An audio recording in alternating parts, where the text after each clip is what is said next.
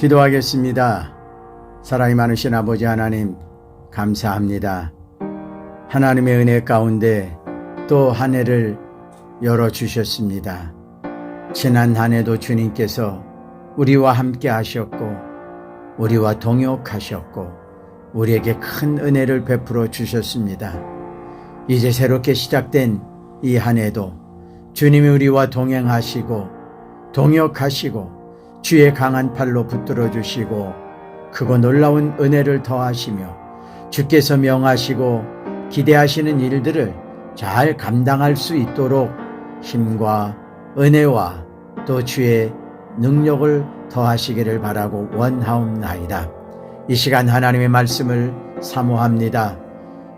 여러 나라에 흩어져서 주의 일을 감당하며 수고하는 우리 동역자들, 가정마다 개인마다 또 저들이 섬기는 교회마다 또 운영하는 기업마다 큰 복을 더하여 주시옵소서. 주님께서 친히 말씀으로 찾아와 주시고 은혜 주시옵소서. 예수님의 이름으로 감사드리며 기도하옵나이다. 아멘. 샬롬. 새롭게 시작된 이 한 해 하나님의 은혜가 넘치고 하나님과 임마누엘로 동행하시는 귀한 한 해가 되시기를 소망합니다. 성경 말씀 보겠습니다. 성경 말씀 요한복음 21장 15절에서 17절까지의 말씀 제가 봉독해 드리겠습니다. 그들이 조반 먹은 후에 예수께서 시몬 베드로에게 이르시되 요한의 아들 시몬아 내가 이 사람들보다 나를 더 사랑하느냐 하시니 이르되 주님 그러하나이다. 내가 주님을 사랑하는 줄 주께서 아시나이다. 이르시되 내 양을 먹이라 하시고 또 두 번째 이르시되 요한의 아들 시몬아 내가 나를 사랑하느냐 하시니 이르시되 주님 그러하나이다. 내가 주님을 사랑하는 줄을 주님께서 아시나이다. 이르시되 내 양을 치라 하시고 세 번째 이르시되 요한의 아들 시몬아 내가 나를 사랑하느냐 하시니 주께서 세 번째 내가 나를 사랑하느냐 하심으로 베드로가 근심하여 이르되 주님 모든 것을 아시오매 내가 주님을 사랑하는 줄을 주께서 아시나이다. 예수께서 이르시되 내 양을 먹이라. 아멘. 오늘 본문의 말씀 요한복음 21장 15절에서 17절의 말씀을 통해서 내 양을 먹이라 하는 제목으로 말씀을 증거합니다. 여러분, 하나님을 사랑하십니까? 물론 사랑하시죠. 그렇다면 하나님께서 여러분들에게 부탁하시고 명하시는 일들을 정말 기쁨으로 감당하고 계십니까? 대답은 주님께 직접 하시기를 바랍니다. 부활하신 주님께서는 제자들에게 찾아오셔서 아주 중요한 몇 가지의 말씀을 전하셨어요. 그 가운데 하나가 성령을 받아야 한다라는 말씀을 강조하셨어요.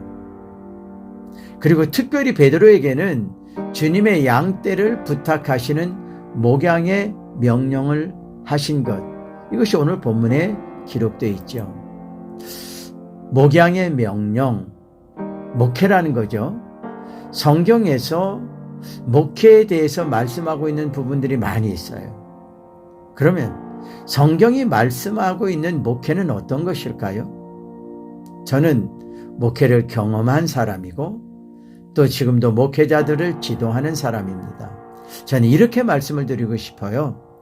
목회는 하나님의 백성들을 하나님의 마음으로 사랑하며 돌보며 먹이며 지도하며 바로 세우는 것, 이게 목회라고 생각을 합니다.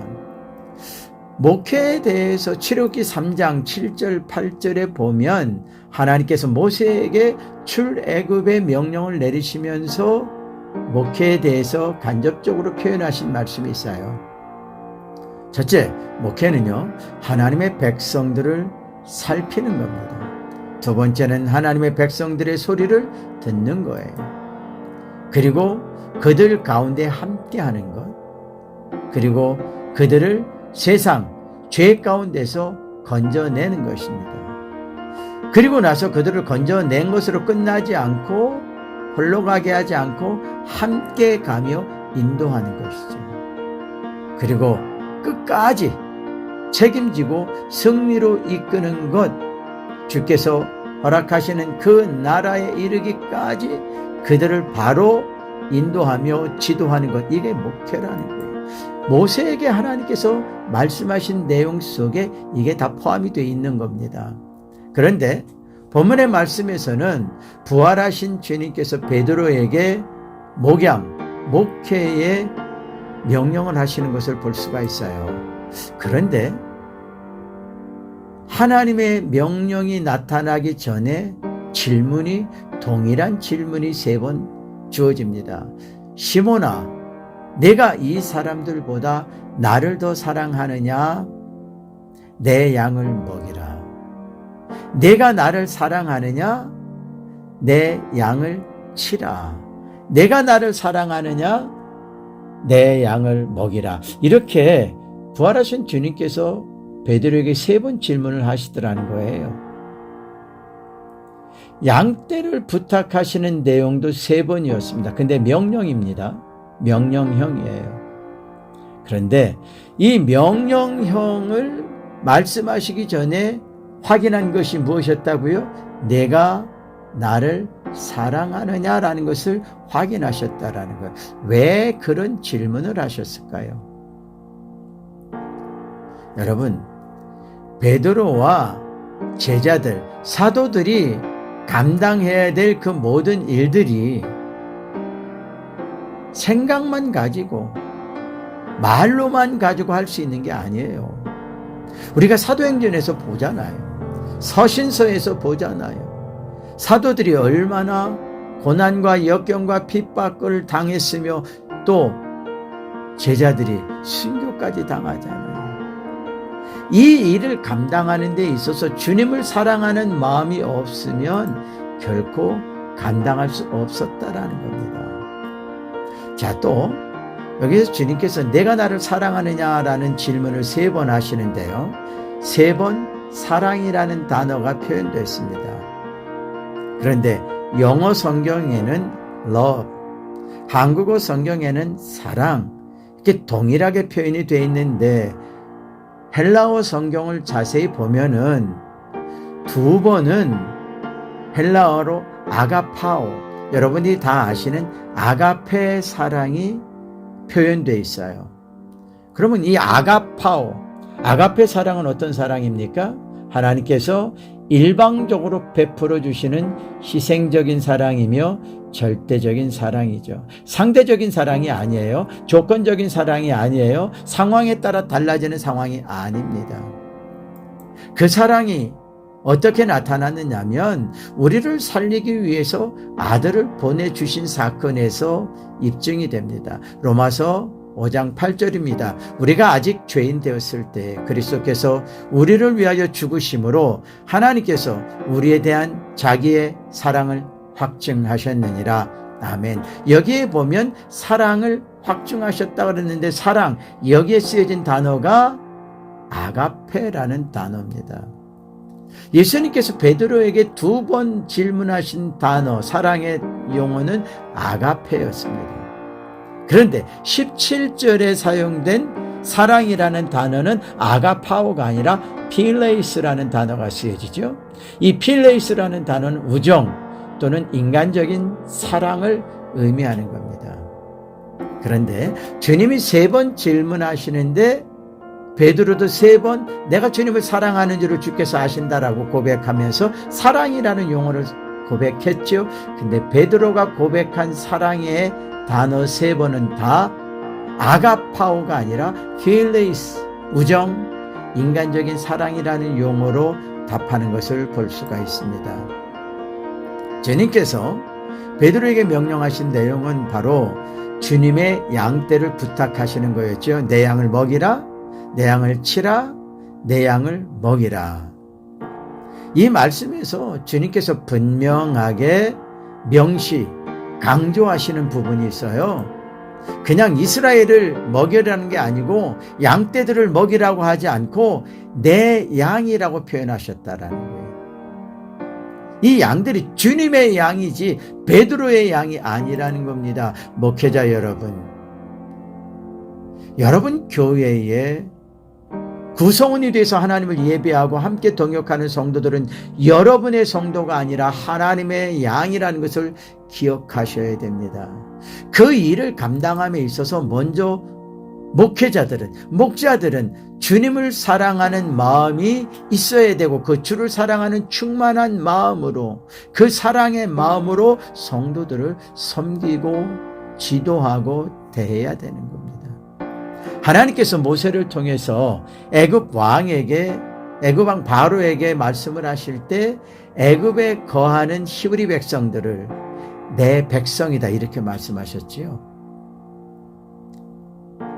그리고 베드로에게 오늘 본문에서도 말씀하실 때 내 양이다 이렇게 말씀을 하셨다라는 거예요. 그러면 베드로에게 이 말씀, 이 명령을 전하시는 주님의 최대의 관심사는 무엇이었을까요? 조금 있으면 주님은 승천을 하십니다. 하나님의 보좌로 올라가세요. 그럼 주님께서 하시던 그 모든 일들을 누가 해야 되냐면 사도들이 해야 되고 제자들이 해야 됩니다. 그렇다면 그 영혼들, 그 교회를 예수님 당시에는 교회가 형성된 건 아닙니다. 성령이 임하고 나서 교회가 형성되죠. 그 교회들, 성도들, 일꾼들, 그 양떼들을 누가 돌보며 살필 거냐라는 거죠. 주님의 최대의 관심사는 양떼들입니다. 오늘 21세기 우리의 모습으로 본다면 교회의 성도들, 그리스도인이라는 것을 여기에서 분명하게 밝혀주고 있습니다. 그래서 주님께서는 베드로에게 내가 나를 사랑하느냐라고 물으신 겁니다. 주님께서 이 백성들을 사랑하시는 만큼, 주님께서 교회를 사랑하시는 만큼, 주님께서 성도들을 사랑하시는 만큼 성도들을, 목자들이 사랑해야 된다라는 거죠. 주님의 마음으로 그들을 살피고 주님의 마음으로 그들의 모든 소리에 귀를 기울여야 하고 주님의 마음으로 그들을 섬기고 인도하고 지도해야 한다라는 겁니다. 내 양을 먹이라, 내 양을 치라, 내 양을 먹이라, 이거는 주님의 부탁이면서 명령입니다. 목회에 대한 명령입니다. 자, 그런데 왜 주님은 이 상황에서 이스라엘 백성을 또는 제자들을 이란 표현을 쓰지 않고 양이라는 표현을 쓰셨을까요? 시편 23편 1절 말씀입니다. 여호와는 나의 목자시니 내게 부족함이 없으리로다. 시편 28편 9절입니다. 주의 백성을 구원하시며 주의 산업에 복을 주시고 또 그들의 목자가 되셔 영원토록 그들을 인도하소서. 아멘. 시편 23편도 28편도 다윗의 시편입니다. 다윗의 고백에 의하면 여호와는 자기를 지키는 목자가 되시고 자신은 여호와 앞에 마치 양과 같은 유약한 존재라는 것을 고백하고 있죠. 그뿐만 아니라 목자 되신 여호와께서 자기 자신뿐 아니라 이스라엘 백성들과 나라를 지켜주시고 보호해 주시는 목자이시다라고 고백을 하고 있는 거예요. 또 역대하 18장 16절을 보겠습니다. 그가 이르되 내가 보니 온 이스라엘이 목자 없는 양같이 산에 흩어졌는데 여호와의 말씀이 이 무리가 주인이 없으니 각각 평안히 자기들의 집으로 돌아갈 것이니라 하셨나이다 하는지라. 이 말씀은 미가야의 예언의 말씀이거든요. 이스라엘 백성들이 마치 목자의 보호하심과 인도하심을 받지 못하는 양과 같다라는 표현이죠. 구약적 배경에서 이스라엘 백성들은 여전히 연약하고 전능자의 도우심과 보호하심과 인도하심을 받아야 하는 존재라는 것을 입증하고 있는 것을 볼 수가 있어요. 구약의 말씀뿐 아니라 오늘 신약에서도 또 특히 주님께서 하신 말씀에서 더 분명하게 입증되는 말씀이 있어요. 요한복음 10장 11절을 제가 읽습니다. 나는 선한 목자라. 선한 목자는 양들을 위하여 목숨을 버리거니와 14절 나는 선한 목자라. 나는 내 양을 알고 양도 나를 아는 것이 아버지께서 나를 아시고 내가 아버지를 아는 것 같이 나는 양을 위하여 목숨을 버리노라. 또 이 우리에 들지 아니한 다른 양들이 내게 있어 내가 인도하여야 할 터이니 그들도 내 음성을 듣고 한 무리가 되어 한 목자에게 있으리라. 내가 내 목숨을 버리는 것은 그것을 내가 다시 얻기 위함이니 이로 말미암아 아버지께서 나를 사랑하시느니라. 아멘. 여기 보면 주님께서 이스라엘의 목자가 되신다고 그랬어요. 근데 그냥 목자가 아니라 선한 목자라고 말씀하셨어요. 그리고 주님의 양도 목자의 음성을 알고 목자를 알고 또 목자도 그 양들을 안다고 증언하고 있죠. 이게 서로의 관계가 아주 온전한 관계라는 거예요. 그런데 주님께서는 목자가 되신 주님께서는 그 양들을 위하여 목숨을 버린다고 그랬고 그 외에 아직 우리에 들지 아니한 다른 양들도 있다라는 것을 말씀하시며 그들도 우리 안으로 들여야 한다라는 것을 말씀하고 계세요. 여기서 우리가 확인할 수 있는 것은 주님과 백성들의 관계는 양과 목자의 관계라고 말씀을 하셨고 주님은 그 가운데서도 선한 목자이심을 말씀하고 있어요. 오늘날 주님과 우리와의 관계 역시 마찬가지입니다. 주님과 양과 목자의 관계를 말씀하시는 것이죠. 오늘날 하나님과 우리와의 관계도 이와 같은 관계임을 말씀해 주시는 거예요. 주님의 명령은 베드로 개인에게 하시는 말씀이죠. 그러나 사실은 그 명령은 베드로 1인에게 말씀하신 것이 아니라 모든 사도들에게 하신 명령이며 모든 교회 지도자들에게 하신 말씀입니다. 그리고 오늘 21세기를 살고 있는 모든 교회 목회자들, 교회 지도자들, 선교 현장에 있는 선교사들도 똑같은 주의 명령과 부탁을 사명으로 받았다는 것을 기억해야 됩니다. 주님을 사랑하는 마음이 있어야 성도들을 사랑할 수 있습니다. 주님께서 백성들을 사랑함과 같이 그 마음으로 성도들을 사랑하고 그들을 위하여 희생하고 헌신하고 섬기고 그들을 바로 지도해야 하는 것, 이게 선한 목자의 자세입니다. 주님은 베드로에게 모든 사도들에게도 양을 먹이고 살피고 지켜야 할 것을 명령하셨지요. 내 양을 치라. 이것을 원어적으로 보면은요, 주의 양들을 돌보고 살피라는 말씀입니다. 저는 한국에 있는 목회자들에게 이런 부탁을 합니다. 교회에서 너무 이런저런 프로그램을 너무 많이 하면서 성도들을 혹사시키지 마라. 성도들이 하나님과 가까워질 수 있는 기회를, 시간을 줘야 되는데 교회 와서 이 일 저 일 하다 보면 개인적으로 하나님 앞에 가까워질 수 있는 시간이 상대적으로 부족해지고 만다. 이런 말씀을 해요.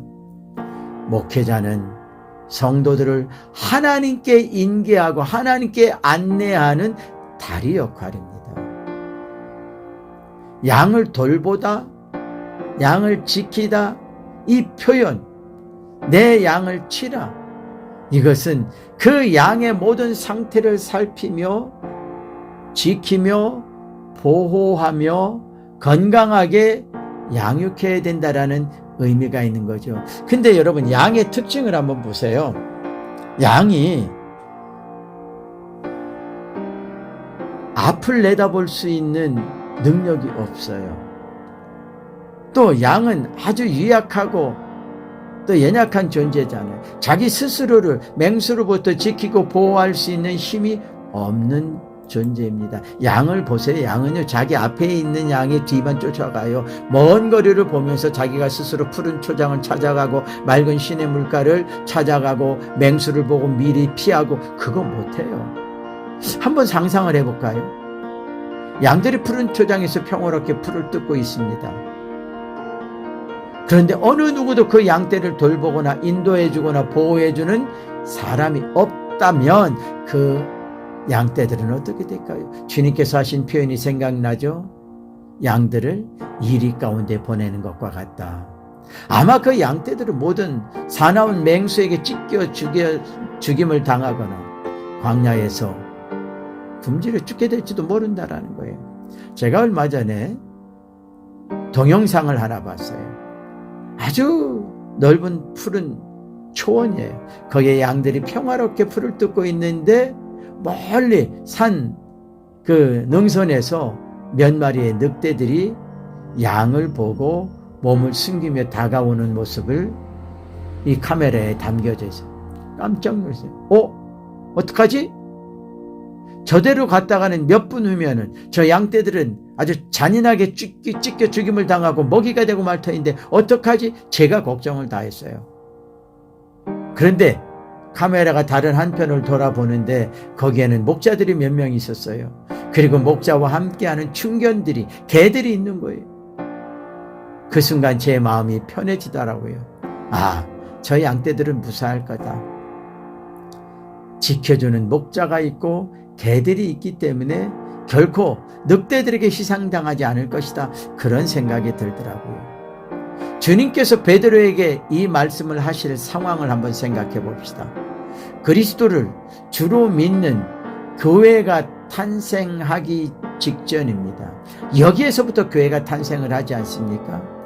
주님께서 베드로에게 이 명령을 하시고 나서 약 300년 동안 로마에 의해서 기독교가 얼마나 박해와 핍박을 받게 됐습니까? 주님은 단순히 베드로와 제자 몇 명에게 당시의 그리스도인 몇 명을 지키고 살피라고 명령하신 것이 아닙니다. 주님은 승천하셔야 돼요.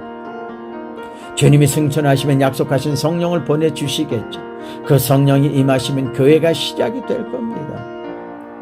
교회가 시작이 되고 그 교회는 땅끝까지 이르러 복음이 증거되어야 하는데 그 과정 속에 300여 년 동안 얼마나 많은 박해와 핍박과 순교의 역사가 이어지느냐라는 겁니다.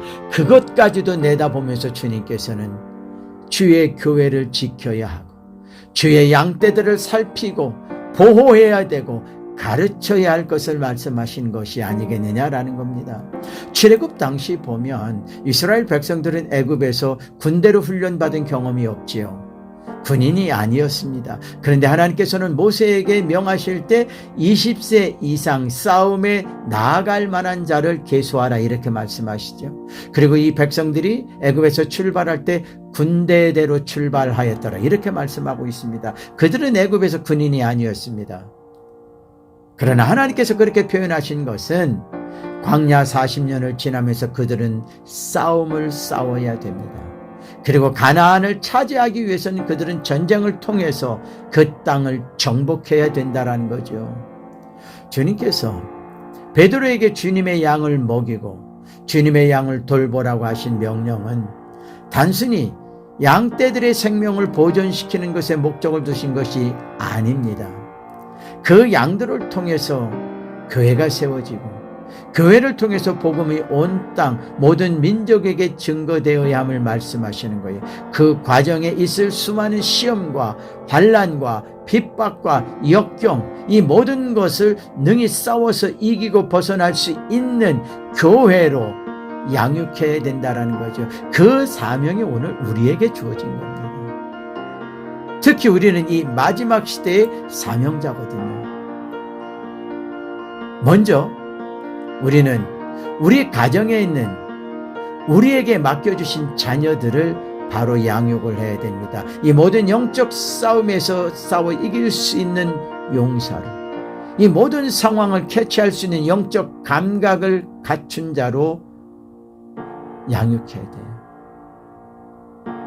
그리고 우리 교회 성도들, 우리에게 맡겨주신 성도들, 맡겨주신 목자들, 이들을 하나님의 뜻에 합한 이 모든 영적 싸움에 승리할 수 있는 승리자로 세워야 합니다. 선교지에서 우리에게 맡겨진 사역자들도 마찬가지죠. 그들을 통해서 그들의 교회가, 그들의 민족이 바로 세워지고 무장할 수 있도록 훈련시키고 말씀을 가르쳐야 되는 것, 이게 저에게 주어진 사명이거든요. 이 모든 일을 감당하는 일에 주님을 사랑하는 마음이 없으면 결코 감당할 수 없습니다. 그래서 주님께서 물어보셨지요. 내가 이 사람들보다 나를 더 사랑하느냐? 그리고 부탁하신 명령이 무엇입니까? 내 양을 먹이라. 내 양을 치라. 내 양을 먹이라. 금년 한 해 저희 성경연구소는 내 양을 먹이라, 내 양을 치라, 이러한 주제를, 표어를 세웠습니다. 그리고 이 한 해 동안 최선을 다해서 교회에, 성도들에게, 또 주의 종들에게, 여러 나라의 동역자들에게 하나님의 말씀을 지도해서 하나님의 교회가 건강하고 하나님의 사명자들이 영적으로 말씀으로 무장하고 바로 세워지는 교회 사명자들이 되도록 힘쓸 것입니다. 주님을 사랑하는 그 사랑으로 금년 한 해도 아름답게 충성하고 이 첫 주간부터 힘차게 출발하는 우리가 되기를 소망합니다. 기도하겠습니다. 하나님 감사합니다. 주의 은혜 가운데 또 한 해가 시작이 됩니다. 수많은 해, 수많은 달, 수많은 날들과 시간들이 이미 우리 앞에 지나갔습니다. 그러나 결과적으로는 하나님 앞에 죄송하고 부끄러운 것뿐입니다. 이제 시작하는 새해, 하나님께 기쁨과 감사와 찬송과 영광을 돌리며 하나님께서 우리에게 맡기신 것을 기뻐하시며 크게 웃으시며 박수 쳐주실 수 있는 그러한 한 해가 될 수 있기를 소망합니다. 먼저 우리에게 주님을 사랑하는 마음이 커지게 하시고 그 주를 사랑하는 마음으로 우리에게 맡겨주신 자녀들, 성도들, 제자들, 교회들, 목자들을 바로 양육하고 바로 세워서 주님의 기쁨을 더해드리게 하옵소서. 예수 그리스도의 이름으로 감사드리며 기도하옵나이다.